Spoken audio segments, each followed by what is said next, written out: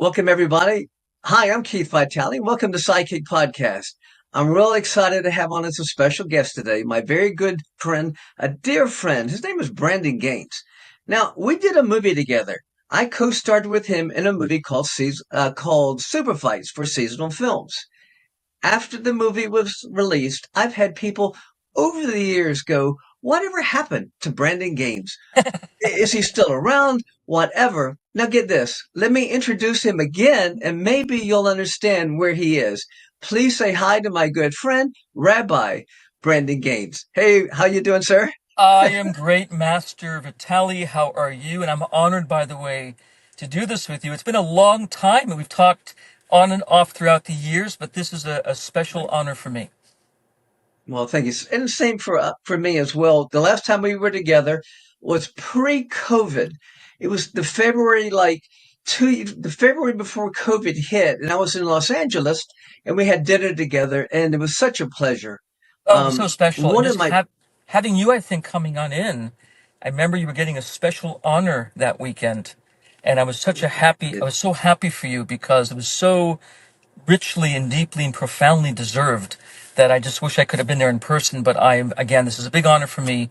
You've been, of course, someone I followed for, I dare I say now, decades, starting when I right. was a child. So just the honor of having had the good fortune of not just knowing you during the fighting years, but even during the special time where Revenge of the Ninja came out and really many of my self-defining childhood films where I began to identify my sense of self as a martial artist and as kind of the guy that I want to be and the qualities I looked up to really kind of came out in your first films and just kind of following that. So this is a very special thing for me. Well, I appreciate that. One of the reasons I started the podcast was to reintroduce martial artists, film stars, just people, around the martial arts world back to a whole new generation of martial artists. No longer do we have the magazines. We used to go to the bookstores and you'd open up your favorite magazine and you'd read about your favorite martial artist or movie star. That time is gone. Now it's streaming. And unless you specifically are looking for a movie or an actor, you have to type that name in. But it's not at the bookstore anymore. You don't glance and browse and go, "Oh yeah, what's this? Here's Bruce Lee." And you open it up. Those were great times. No longer do we have those times. So I said, I've had a pretty nice career, so I wanted to give back, and I want to celebrate the lives of people like you. People don't realize this, but we did a film together. It was one of my best experiences because making a film is hard. Making a film, especially a martial arts film, is physically hard. Besides learning your dialogue and shooting and the long hours, but it's physically hard. And working with you, you made the whole experience one of my favorite experiences on film.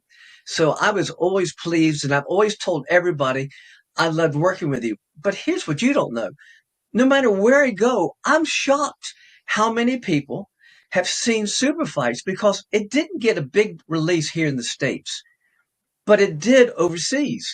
And so all these people always go, "Oh, I loved your film with Superfights." And I go, "You saw that film?" Not only did they see the film, they know the techniques.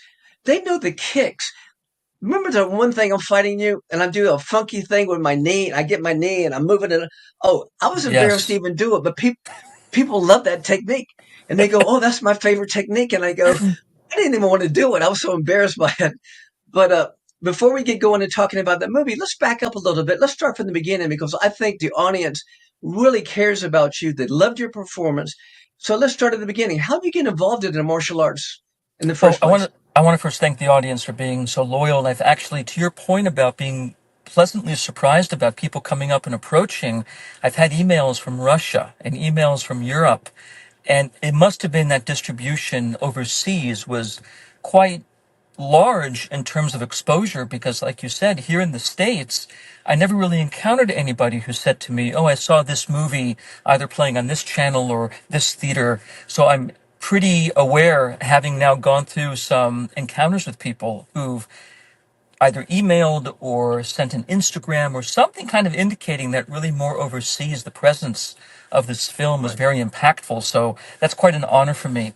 Martial arts for me really began what I want to call the heyday of martial arts. I mean, 6 3/4 years of age, as my first instructor loves to remind me, being six and not and a half, 6 3/4, enrolling at Tom Bloom's Karate in Westlake Village, California. Now, a contemporary of yours who you know quite well, Master Johnny Gyro, was Right. in those days, a big part of the fighting circuit, and somebody's special when in those days people would often, unfortunately, people don't always speak nice about each other on the competitive level, but when I brought up Master Keith Vitale, Johnny Gyro would always say to me, he is good. Like he would give you compliments all the time. It was very interesting. So when I started my career as a very young person, at that time, Tom Bloom and Johnny Gyro were kind of teaming up together. They'd opened up a kind of a small school in the Westlake Village area in California. It's sort of a suburb about 45 minutes outside of Los Angeles. And really, for the first, I want to say, 4 to 5 years, that was the principal training. Earned a first degree black belt in Tang Soo Do, eventually got to a third black belt, went off eventually and studied ninjutsu during the ninja phase with Michael Cairns, and then eventually into, and to this day, Shaolin Kung Fu. So my career's been on the learning side, kind of ever growing, developing, maturing. But I think we met each other. I had to be 20. It was 1995. So I was 20 years old and just getting into sort of the Hollywood scene. And here's the part maybe you didn't know. I actually had done a little film with Shokasugi before Revenge of the Ninja came out, or maybe actually right after. It was right after Revenge of the Ninja. It was around the time of Pray for Death, and he made an instructional video for self-defense. So Tom Bloom took me and a fellow student, I guess he was hired somehow, over to the studios, and we filmed together. It was myself and Shokasugi and Kane Kasugi and his brother, I forgot his name, but we did this video together. So I had been somewhat exposed already to the world of filmmaking, but not until 1995 when I got a phone call from my then agent and manager to try out for a film that was looking for a lead in a martial arts movie. And all I heard was the same director of, or the same producer of No Retreat, No Surrender. That's what I heard. So I have, of course, Shokasugi, and then having now Jean-Claude Van Damme on the scene, I was excited, and I went to try out. So we got to know each other really around that time when I had just started the idea of kind of getting into Hollywood a little bit and sort of trying my fortune. And once I was in and went for this movie, it became one interview. Then I came back maybe a couple weeks later for a second interview. And by the third interview, it was down to me and one other individual for the role of Jack Cody. And that's sort of how that began. And that's when you and I met each other. Who, So yeah. Who'd you, I mean, so did you get casted in Los Angeles? So it was you went LA. for Yeah. reading or did you, Yeah, it was three different and efforts. I think the first time I walked in was a reading. I had met, it was probably me and maybe 20 other people in line to do the first initial kind of camera exposure where you walk in and right, you look at the camera, a couple of lines, did a couple of kicks and a couple of moves. But it was pretty ceremonial in the sense look at the camera, say a line, turn left, turn right, show us a stance, a couple of basic kicks, a couple of right, moves. And that was pretty much it. So in my mind, having 40, 50 other people there, it felt like I didn't think much of it. A couple weeks later, the callback came.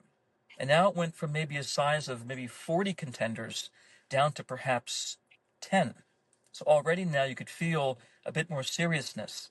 And at that point, there was more skill asked for, harder kicks, more acrobatic and gymnastic based moves like flipping and things. A couple more lines. By the third time, which I think was maybe 2, 3 weeks after that, I came back. That's when I first met the director. And I think I met the cinematographer or something. But that's when they began to ask me, can you do Tai Chi? Can you do this? Can you do that? And it was really now more about kind of watching the stunt team do some work and trying to copy them. So once I kind of copied them, that's when I left and I didn't know what my fate was. I got a phone call half an hour later where my manager called and said to me, "Oh, hey, by the way, you got the role." And that was a life-defining moment for me. I've never been in a film before in terms of an actual movie. So I was very, very surprised, very honored, very young. I was 20, so it was like very new for me. And again, I was just getting my script for the first time and starting to practice it and get ready to come and meet you and the rest of the cast. When did you meet Keith Strandberg? Was he at any of the rehearsals or any of the I think I auditions? think I met I think I met Keith Strandberg probably really in Harrisburg, Pennsylvania. I'm trying to think about the Oh, gotcha. chronology. I think I landed, and I'm pretty sure after landing, I met him right away. And we had talked for a Right. while about our mutual affinity with Asian culture and things.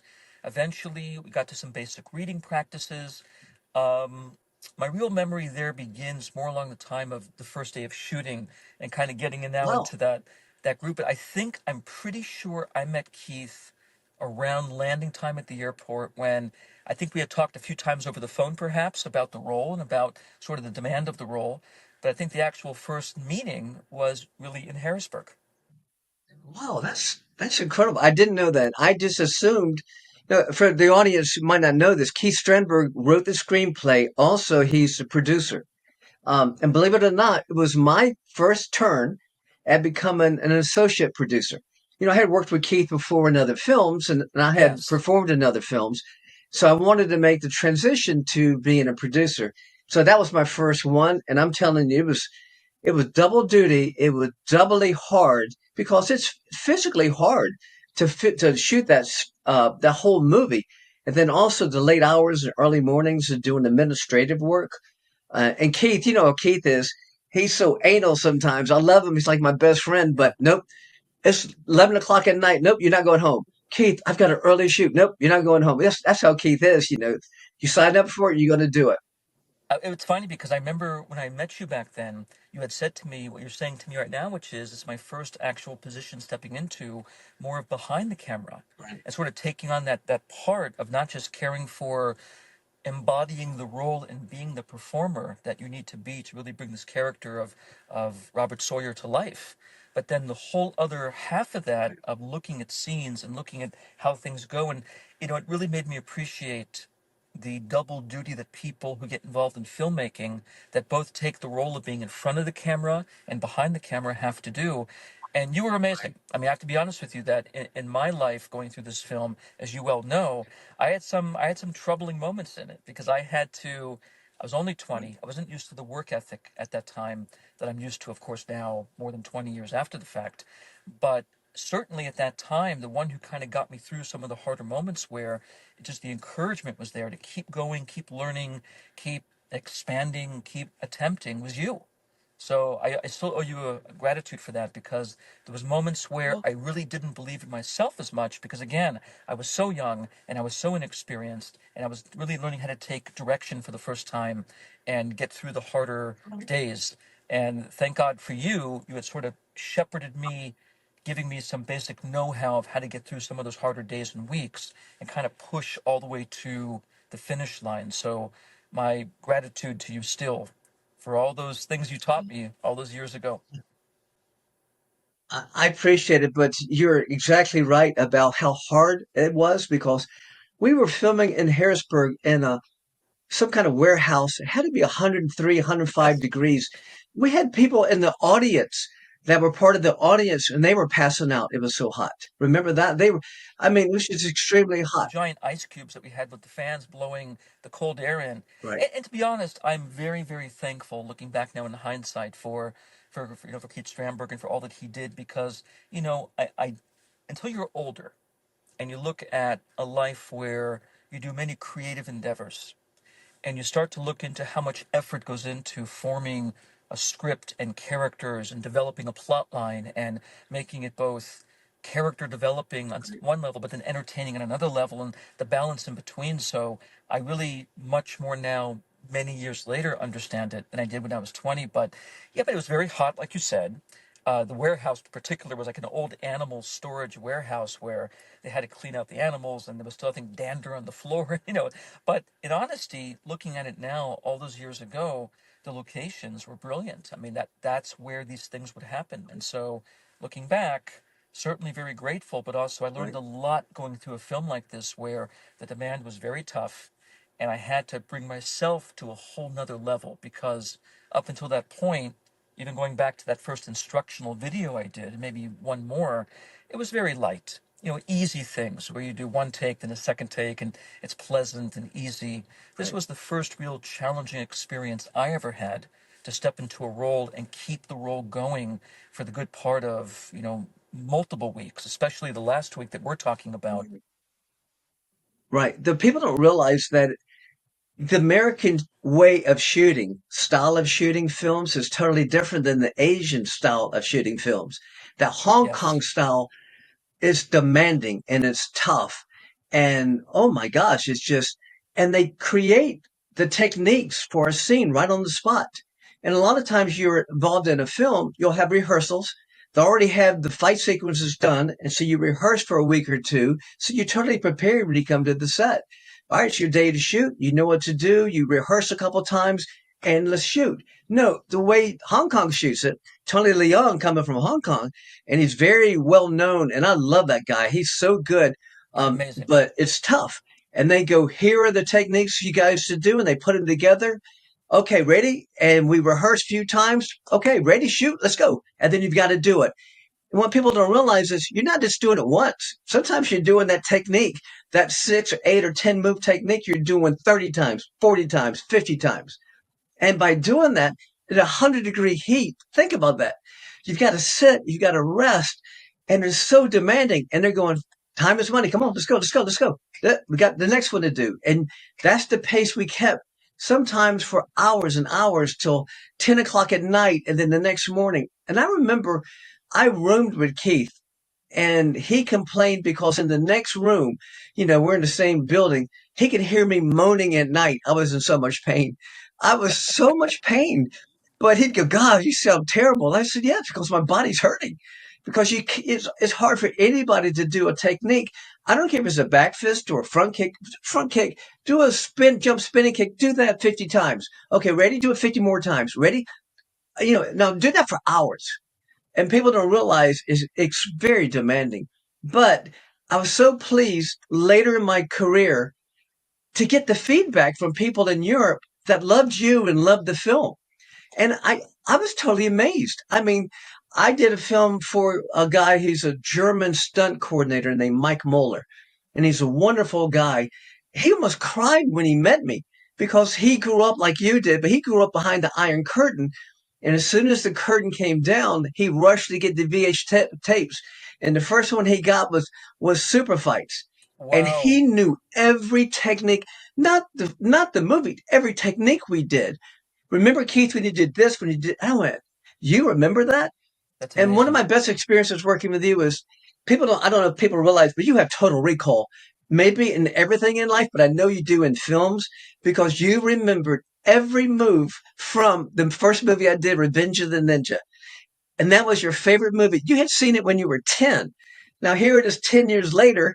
We're filming and we're getting ready to do a dramatic, hard fight scene and you would look at me and start repeating, saying my lines from Revenge of the Ninja. And I would almost giggle, going, stop it, Brandon, stop it. I don't even know my lines from Revenge of the Ninja, but you knew them all. I especially the death scene for me was very special. That so I used to Oh, yeah. reenact that with you, and you would laugh your head off and say to me, "I think we need to be a bit more serious now because we're about to go into this fight scene to the death. Let's not do Revenge of the Ninja lines." But what's funny about this is it's interesting how things carry because my first exposure to the whole Hong Kong style of filming and just the way of the spontaneous creation of technique and how they could innovate on the spot. I'd never done, by the way, an all-night shoot before. I was used to more of, the typical, you come in, maybe 3, 4 hours of work. It's typically 7, 8 o'clock in the morning. Maybe you take a break for lunch and you continue. And we had that too on the set.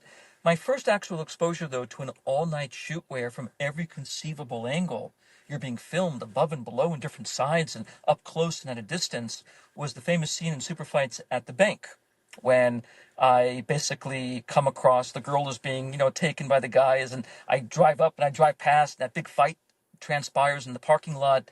And I remember that was the first exposure I had to trying a certain choreography from a number of different angles, and then sometimes trading a technique for a technique. And to your point about the choreography, it was tremendous. I mean, to this day, people will say to me, I can't believe how beautifully choreographed these moves are. I mean, it's artwork. You're looking at poetry in motion. So for those who are thinking about this kind of thing, understand that when it comes to the magic of us bringing a character to life, I can tell you for sure that when you see how much work goes into the dance of the martial arts and putting together a fight scene where it's not just one or two or three films moves being filmed, it's hundreds of techniques, one after the other, being executed in at a speed that's hard to imagine. So my first all night shoot was that scene. And I remember starting around maybe 9 o'clock. I think we ended like at 5 or 6 o'clock. And to your point, I go back to my little room where I'm staying and I collapse on the bed. I don't even remember falling asleep. I just was out. It was exhausting. But again, it's one of those things that you learn as you go.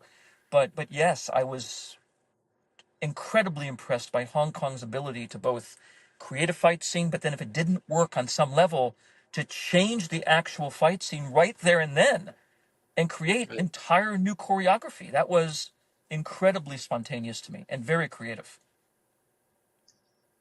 I don't know if I told you, I might have, but I was with Keith and NG, the executive producer for seasonal films, and we took the film to Milan for the foreign sales. And I wanted to be a part of that because I wanted to also learn all the mechanics of making a film, producing it, acting in it. Then I wanted to see how it was sold and marketed, distributed. So I went there Yes. with Keith at NG, and we had one screening. It was a full house, maybe 50 people that are buyers from around the world. So all the buyers from all around the world are jammed in this room, and they introduced me as being the villain in the movie, as the guest person there that day. So we watched the film, and the end fight scene had so much rhythm and style and beat. It was so good that I forgot that you're killing me. I forgot that you're beating me up. But I was so caught in the film, it just looked so good. And everybody clapped at the end of it. Everybody stood up and they gave a standing ovation. And I stood up and waved to everybody, and they loved it. They loved it because it was really just the way they shot it. I just, it's one of those films where it has that beat, ba ba da ba ba da ba ba da ba ba da ba ba ba, and then I was out, and I went, wow, that was done so well. So I was so pleased, and then I would meet the distributors from around the world and talk to them about, why they chose this film and stuff. It was a great learning experience for me. But to see them love this film as well, so it's no surprise that it wasn't a big hit in Europe. And then I love the whole process. But making the film itself, I enjoyed. We had a great cast of characters. Cliff Linderman, Budokai. We had Brian Ruth. We had Kelly Gallant. Yeah, Kelly Gallant. I just heard she passed away. I didn't know if you heard that. I did not hear that. No, that's very Yeah, tragic to sad. hear. I know she was living in Yeah, Boca Raton, not far from where I live. I live in a place called Weston in Fort Lauderdale in right. Florida. And so I do remember that she was, for some period of time on Facebook, but I didn't know that she actually passed away. That's very sad to hear. Right. I just heard that recently. I wish it wasn't true, but somebody reached out to me to let me know. Then we had who else we had in there? We had Chuck Jeffries. He was wonderful to work with. What's your favorite experience out of the film itself? Was it the night shoot, the ending scene? Can be anybody's favorite scene to the end because after the fact it can be your favorite scene, but when you're going through it and all the inserts and all, it's nobody's favorite experience at all. But what was of what was one of your favorite experiences of the film, making the film? One of the things, besides working with you, especially the last fight scene, I think brought out of me the best martial artist at that time I could ever produce. So I think on one level, there's an old metaphor about when you take water flowing out of the ground and you compress it with stones, the compression causes the surge to leap even higher. In a way, the compression of that last week of just back to back to back fight scenes and choreography and, thousands of takes and working all around the cage and in the cage and over the cage and just the amount of versatility in the actual fight scene for me was sort of a career defining moment because, again, I had never ever been compressed in such a way to bring out Right. such ability. So I'd say that as a growth leap for me, that last fight scene working off you, and by the way, just put this out there, not one time in the film, and I mean, this is how great Master Vitali is, not one time in the film, in any of the fight scenes between, Jack Cody and Robert Sawyer, did Keith ever hit Brandon. I never had one scene where I was, hit by your foot or punched by your hand. It was so well done. And you were such an expert in the movements that I cannot recall a single moment of being uncomfortable in some of the most intense fight scenes that we could possibly produce. So I think my first favorite thing would be working with you, especially in the last week of that extended incredible scene. I'd say number two was actually the training sequence with Kelly Gallant. That scene with the Oh things yeah. coming out of the wall and jumping in and punching the smoke column. I really enjoyed that. I enjoyed just the fact that, we had some creative elements in the film that made it interesting. So I really enjoyed the training, and I enjoyed, of course, working with you. That was a major, major thing for me. Well, thank you so much. You made my whole experience very pleasurable because it's a hard, physically, mentally tough experience. And to have somebody like you that we got along so well and we would giggle between takes and just enjoyed each other's company, that it made it pleasurable. It made it where you could get through it with no problem at all, even though it's very, very tough. So I thank you as well because I love Lauren Avedon. He just stayed with me last week for a week Oh, and him and wonderful. his wife. But I made a movie with him, No Retreat, No Surrender 3. And there was some tension on the set between us at times, and it was hard. And that because we had a last fight scene just like we had with you. And sometimes, tempers flare and it's just tough. But with you, it was just, it was easy going the whole time. But I just know how hard it was on you because it was just so demanding. I had previous experiences working the Hong Kong style movies with seasonal and with Jackie Chan. So I had some experience realizing it's very demanding. You just can't say no. I can't do that. No, you've got to do whatever they tell you to do, and it was so hard and a whole bit. But one thing I enjoyed is I just saw the film the other day for the first time in 20 years. Wow. And I couldn't believe how often I was doubled. One time I'm doubled, I went, "Hey, that's Tony." At least he could have tried to hide his face. They couldn't hide his face. Right. This is I before the went, CGI era. It's the 90s. right, right. And I've worked with some really great martial artists, and like Gary Daniels and Lauren Avedon. There've been some really good ones. They hate to be doubled, and very seldom are they ever doubled. They can do Right. it all. Personally, I was a fighter first. Making the transition to acting. And I couldn't do all the things, but I did my best. But sometimes I would be doubled. Because I can't do a triple pirouette and then land on the back of I was Yeah. never trained in acrobatics that way. So Right. I know one time it was early in the morning. It was one of the end fight scenes, and it was 7 o'clock, 7:30. And Tony Leon goes, "Keith, we're going to shoot the scene where you go up and do a triple kick. You hit, you knock me into the box, and I get back out and surprise you. You let the Right. girls come out of the cage. I Yep. hit you with a flying side kick. I hit your mom. I hit your girlfriend with a kick, and I hit her mom with a kick." All at one time, it's bam, bam, bam in the middle of I went, "Tony, it's 7 o'clock in the morning." He goes, "No problem. Just do a flying kick, kick all three." And I said, "How's the doubles doing this morning?" He goes, "We'll wire you. No problem." So they wired me up and it looked good on film. But I'm like, oh my goodness. It No, was tough to do.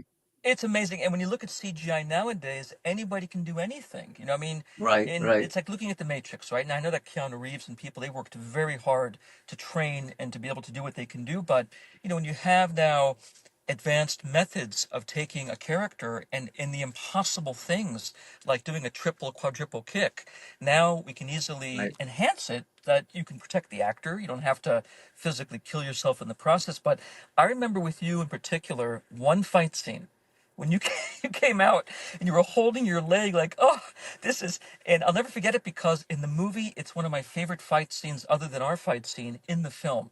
And that's the one where you were in your office with the secretary.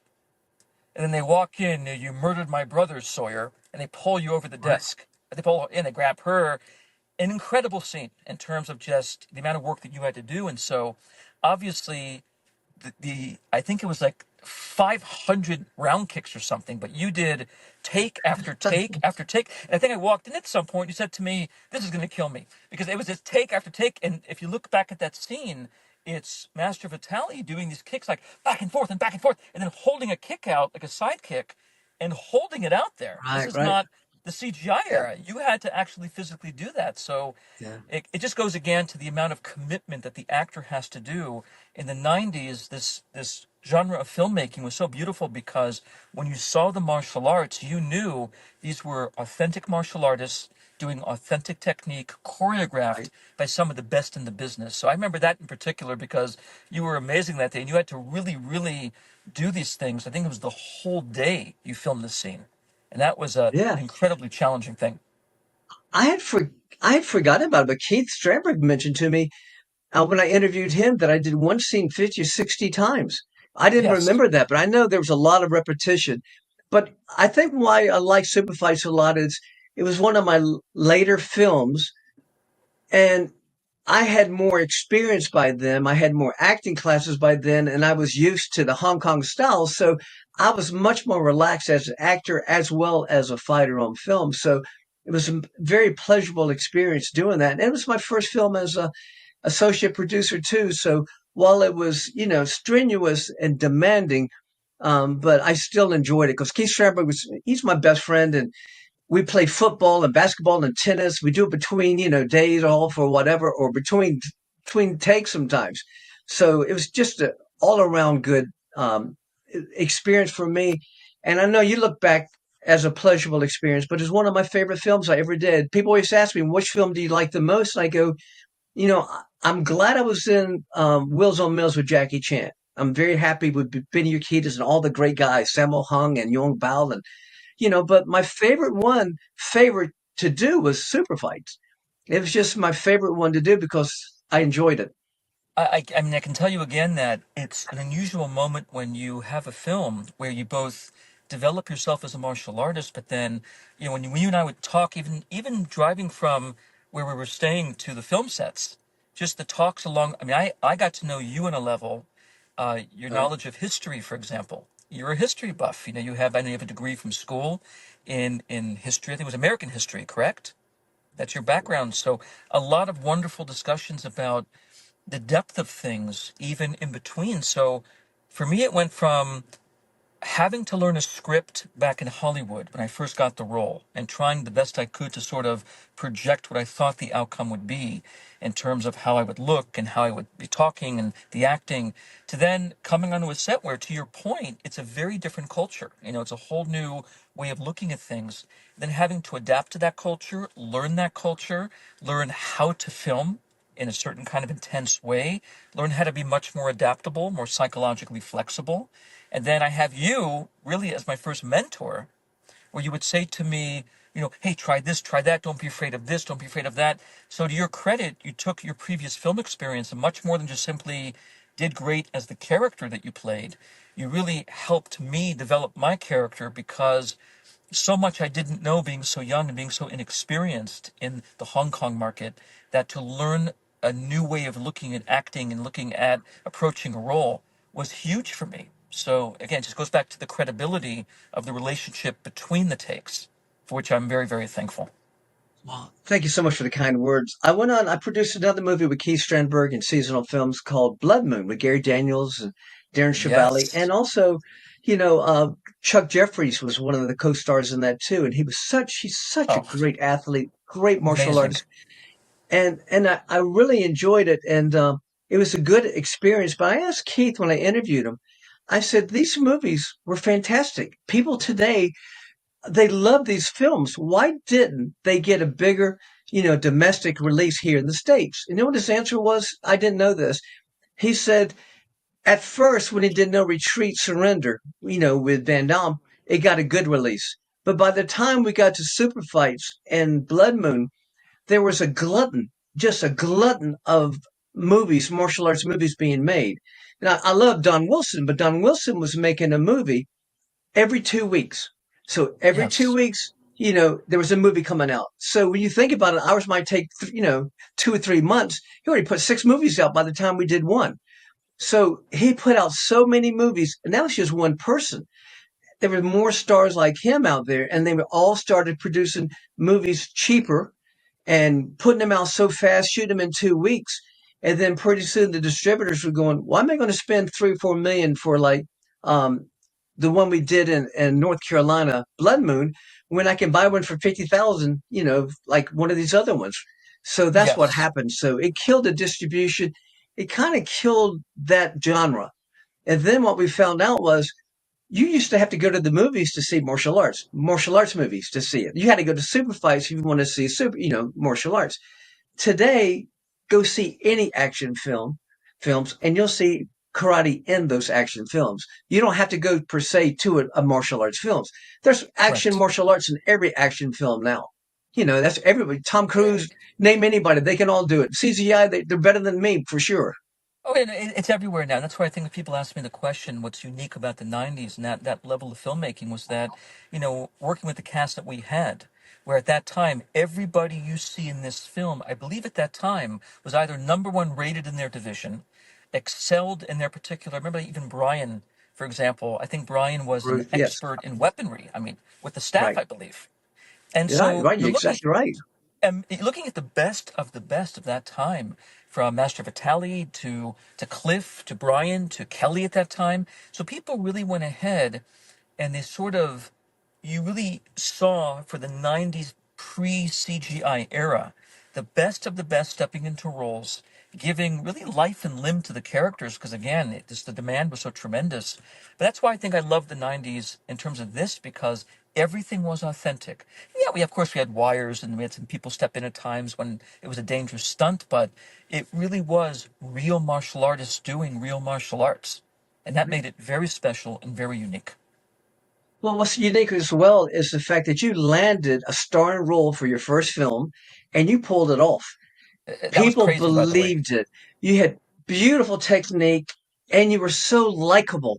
And I could see why they chose you because that character had to be likable and gullible for me to be the villain, in my position as the head guy from the wrestlers or whatever.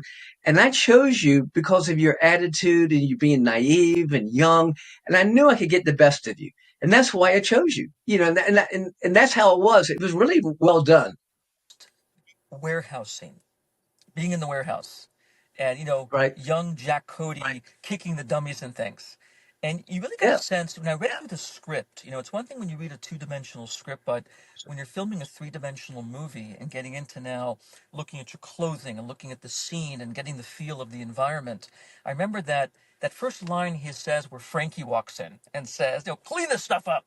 He goes, all right, I'll be right on it. That type of thing. I remember it was this Yeah. wonderful combination between the innocence of being like 20 years old, 19 years Right. old, and just enthusiastic, but also kind of growing up where now you're being pulled into this universe of, you know, uh, treachery and, all kinds of illegal activities and sort of the idea of the film. So it was interesting playing a character where you kind of weave between this adult world where there's criminality and all kinds of subterfuge, and then this kid's world of being this innocent guy who admires his, favorite wrestler and admires, the super fights thing. Right.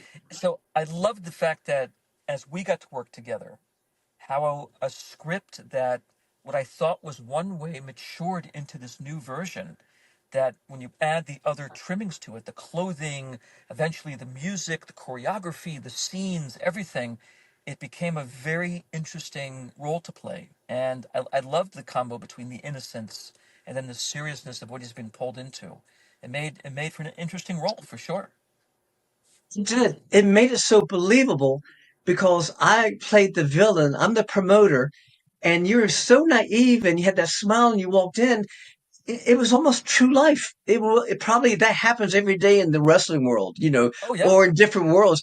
but it looked so authentic. And when you came in and my character, I went, I believe it. That's so believable. I've done a couple of interviews myself for other people in the UK. One is Scott Adkins, big martial arts star. I mean, he's, with Keanu Reeves and Yes. John Wick 4. And he was talking about super fights, how much he loved it. And then I Wow. did one 2 weeks ago. I did one for another guy, Leo Mayo. I did a guy, he's got a great podcast in the UK. He wanted to know about super fights and what happened to you. I'm like, wow, these people like super fights. But you don't realize that until then you start reading the comments afterwards. Oh, I love super fights. Oh, I love this. People really enjoyed those films. I told Keith Strandberg that they didn't take advantage of our popularity at the time because Yes. the if they had known what Europe was thinking watching these films, I think they would have produced more and they'd have gone a whole different direction. But um, but it was good. I enjoyed working with Keith Sternberg. Still, we're good friends. We FaceTime each other a couple times a week, and Oh, then he's wonderful. coming to stay with me in October. So we're still best friends. I went to stay with him. Kathy and we went to stay with him in Switzerland. He lives in Switzerland now. So Beautiful. it's Wow. I keep in touch with everybody. All the films I've done, like I had Lauren last week, from No Retreat. John Barrett I did from American Kickboxer. I talk to him almost daily. So all these guys all over the place. But the common denominator is they loved these films and seasonal brought. Keith told me this. They were responsible for bringing the Hong Kong style of fighting to the America films. Before we had the John Wayne approach. The here's a punch and whatever. But then Yes. this new style of Hong Kong action comes, and really they put their imprint on American cinema. So Keith has a lot to be proud of, and these directors like Tony Leung and others. So we're part of that. Your brother with all of us together that was responsible for that. And I did a film with Cynthia Rothrock not long ago, and this was November, and it's called Black Creek.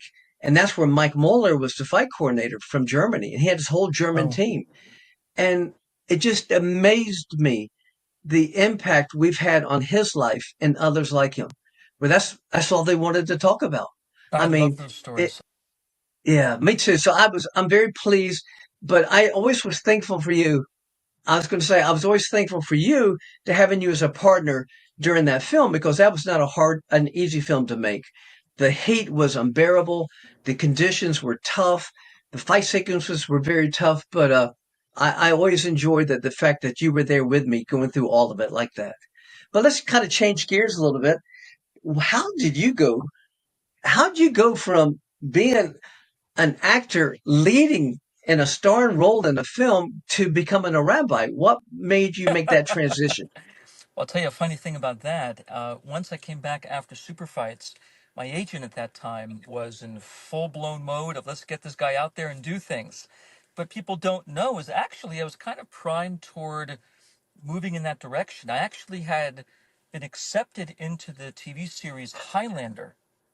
And even though nothing was ever made, I remember my agent at the time playing for me a recording of the producer saying, "We saw his tape, we love it, we're going to use him, but we don't know yet how." Because at that time, when roles popped up, week to week and month to month, if you happen to fit the age part of the role and the look of the role, then you can get on in. I, And I'd been technically accepted, but never actually, I wasn't quite old enough yet to step into any of the roles that were coming. So I kind of count it as a win, again, coming off of Super Fights, because I was accepted by their team and I was looking forward to doing something, but unfortunately, it never materialized. I then had tried out, I think I came in third or something like that for Robin for Batman, which is interesting. And I mean, this is all kind of like hypothetical type stuff because it never really happened, but I'm trying to think back then. So what happened eventually was this is sort of a thing of life imitating art. If you think back from Super Fights, when Grandfather is healing Budokai with acupuncture, if you recall. It's a very brief I scene on remember the that. couch, right? Yes. Remember that? Yeah. So here's the weird Yeah. part. I came back from the movie and I was sort of, my educational pursuits were still sort of there. So I did an acupuncture Chinese medical program and became a licensed acupuncturist and herbalist.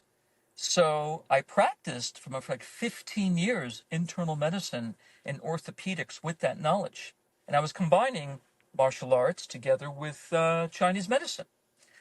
The rabbinical thing came in later, around the age of 35, when I was helping so many people and so involved with people, not only in the medical world, but in counseling and helping create a life path and direction, that between my love of spiritual learning and wisdom, anyways, and my background sort of in the healing profession, my wife said to me, if it looks like a duck and it acts like a duck, it's a duck. Right. You finish the Right. process and get what's called in Hebrew smicha, get the rabbinical ordination. So I went ahead and did multiple years of study, got ready, and took the test in the Catskills in New York, and eventually passed. And then at that moment, it kind of came clear to me sort of the life path, which is putting together the spiritual part with the Chinese medical part with the rabbinical part, sort of a mind, body, spirit pathway. So from that point on, a lot of motivational speaking and talking and lecturing from coast to Right. coast. And so it really kind of was, it's almost strange that I don't even remember a moment where I said, I'm done with Hollywood. I'm going to exit now. It was more of just a gradual kind of evolution, maturation of me figuring out where I loved the martial arts and certainly the filming of Superfights, and just sort of maturing into other areas like the medical practice and the rabbinical side. So I think just life kind of dictated how these parts of me would eventually gel and become my totality. So now at 49, working in the mental health space, now it's with psychology. So it's interesting how things Mhm. move, but I certainly credit the martial arts training and the movies and all of this to a big part of my identity. So I think that's where I pivoted. Was I came home, did a few more things, moved into the space of the natural medicine and Chinese medical training. 5 years later, went more toward the spiritual learning and using the medicine. Then at 35, maturing into the role of being a rabbi and working with people directly. So now it's this harmonious blend of the three, which is interesting. Well, I am so happy for you, I kind of want to end it on a good note like this because I've enjoyed speaking with you so much. I just this is just a pleasure for me, it's an honor for me as well. So let me just wrap this up very quickly to my audience out there. If you guys like this episode, please, here's what I want you to do. I want you to like it and share it, and of course, subscribe. It's not that hard. You just hit that button over there. And until next time, ciao. Thank you all.